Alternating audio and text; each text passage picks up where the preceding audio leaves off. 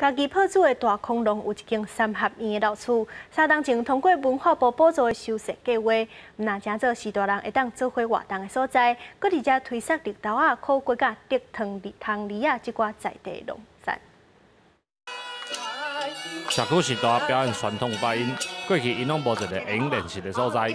即摆透过文化部甲嘉义县政府文化局的补助，嘉义县破主事大恐龙修整一间老厝，未来要伫遮推广地方产业，嘛写做时代这回的场所。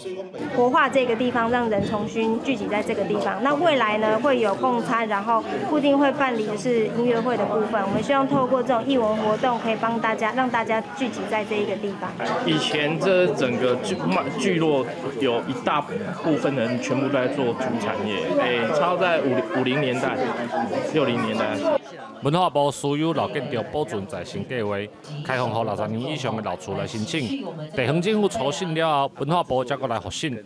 嘉义县文化观光局表示，目前申请的数量超过40件，其中16件已经摕到补助。未来这个空间唔但会当保存，阁通好提供予社区来使用。它也不是历史街，也不是古迹，所以相对就是说，为了这些老宅开一条路哦。那我觉得这个利益非常好哦，就让我们这些私有老建筑原则上它不会被拆掉的命运。文史工作者表示，修整老厝的费用真悬，透过这个计划的补助，确实会当减轻厝主的负担。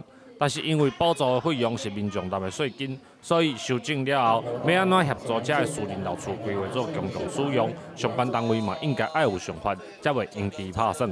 记者林慧婷，嘉义报道。